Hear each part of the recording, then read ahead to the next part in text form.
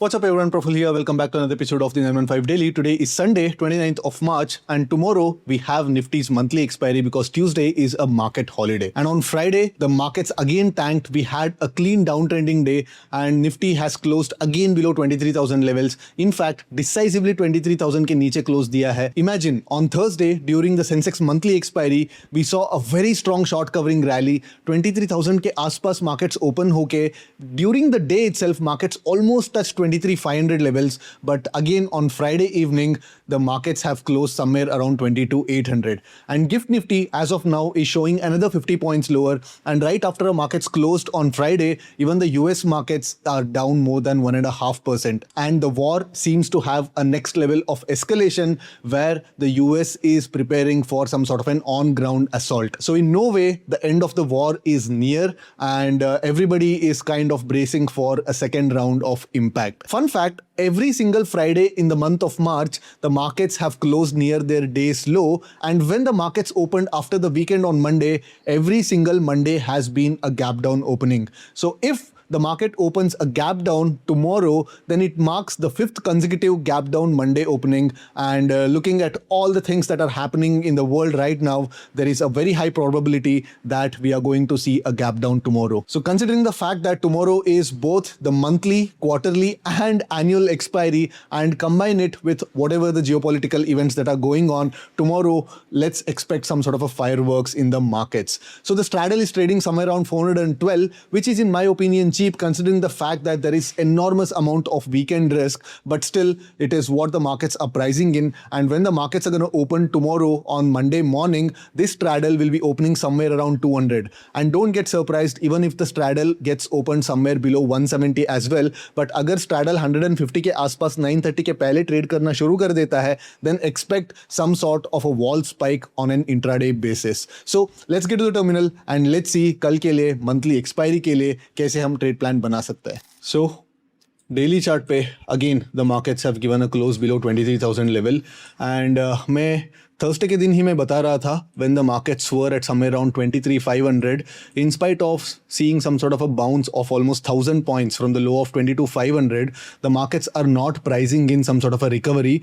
but in fact the markets are actually cautious. And वो दिख रहा था विक्स के बेसिस पे, बिकॉज मैं बताया 23,000 से जब मार्केट 23,900 तक ऑलमोस्ट एक 900 पॉइंट का यहाँ पे पुल बैक दिखाया था, जो विक्स 17 से लेके 25 तक स्पाइक हुआ था वो वापस 17 पे आ गया था, because market was of the consensus that यहाँ पे एक लो बन गया, मार्केट ने यहाँ पे एक बॉटम बना दिया. But when that bottom was broken and यहाँ से जब मार्केट ऑलमोस्ट 1,000 पॉइंट का एक पुल बैक दिखाया, at this point the markets were kind of cautious. जो विक्स वापस 27 पे वापस स्पाइक हुआ 17 से, वहाँ से सिर्फ 24.5 के आसपास विक्स वापस ड्रॉप हुआ. And after yesterday's markets move, VIX is again somewhere around 27 and US VIX is also somewhere around 31, which is not at all encouraging for the bulls. And US markets have also entered a correction territory, which is 10% के आसपास जब market आ जाता है all time high से, तो this is called correction territory.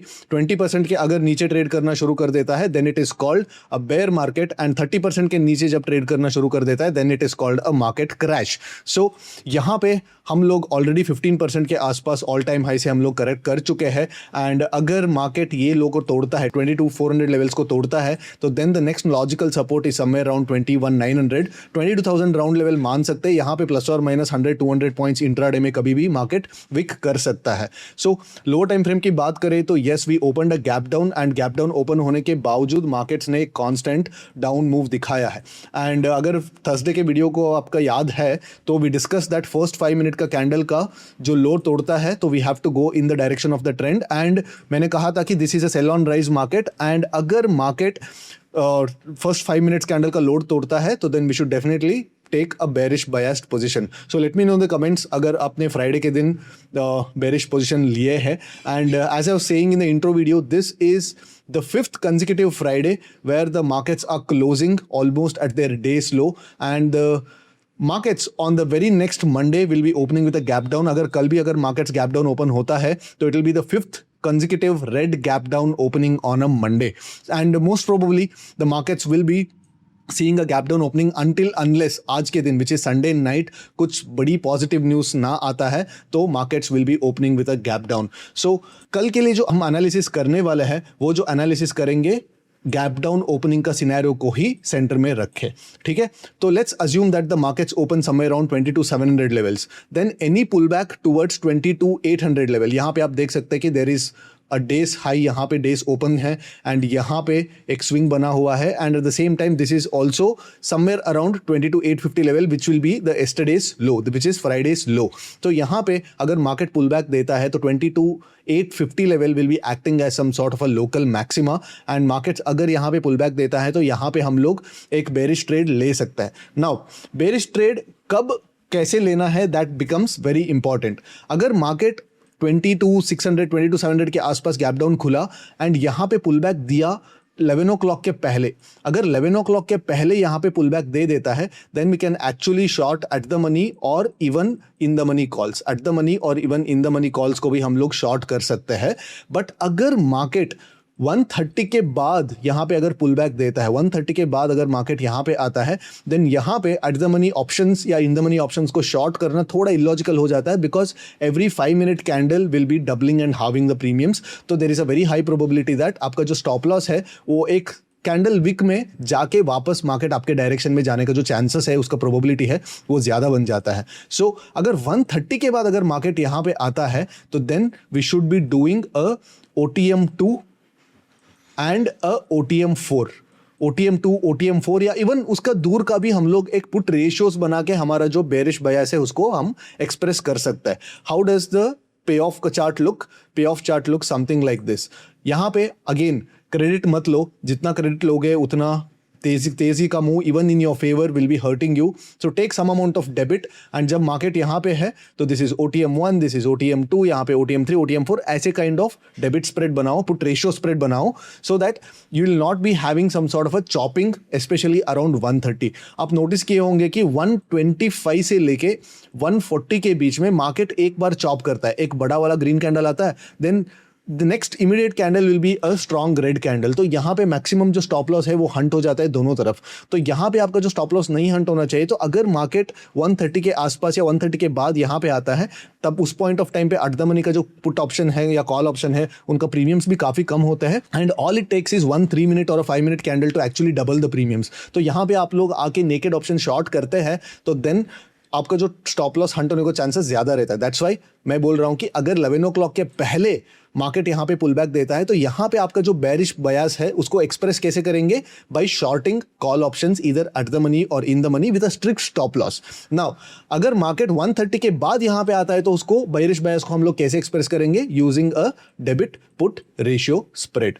ठीक है, तो this is one scenario.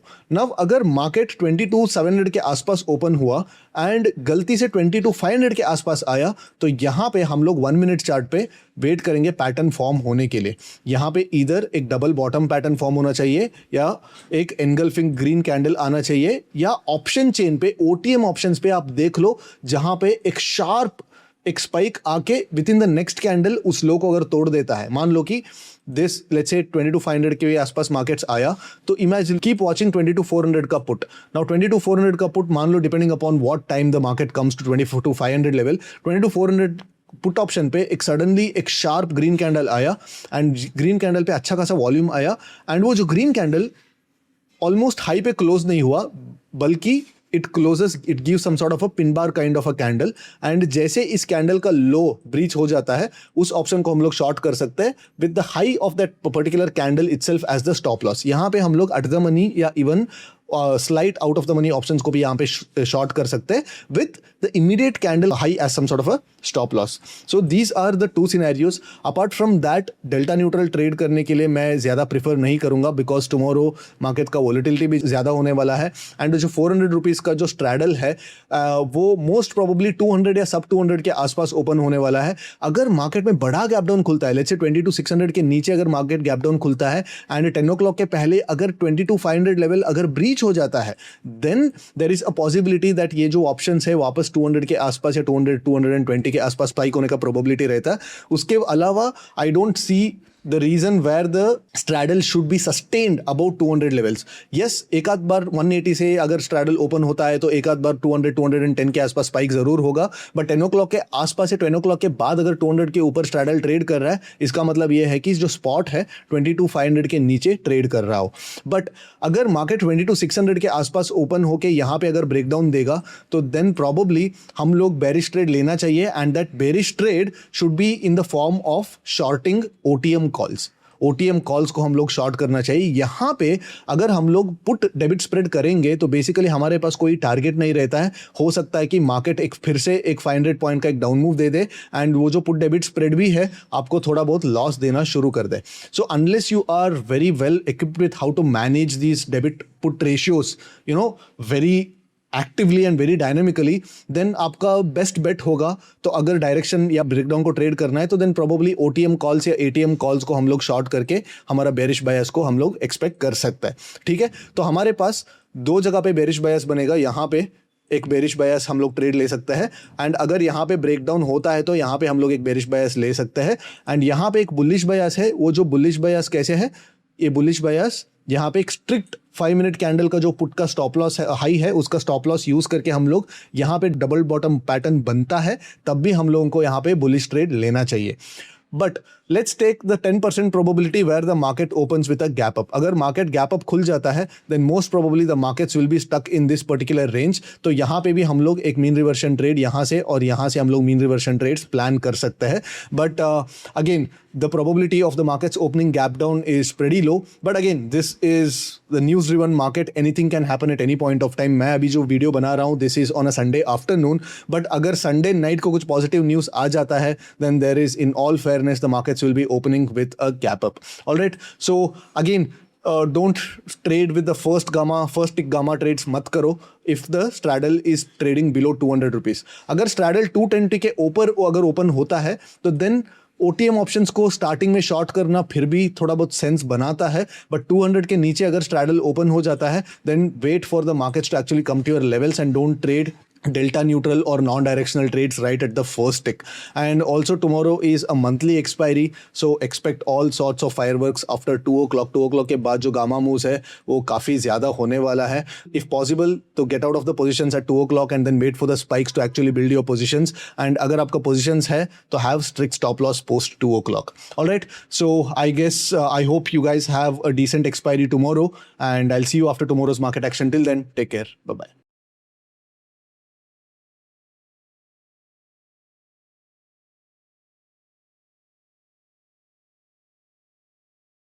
Investment in securities market are subject to market risks. Read all the related documents carefully before investing. Please read the risk disclosure documents carefully before investing in equity shares, derivatives, mutual fund, and or other instruments traded on the stock exchanges.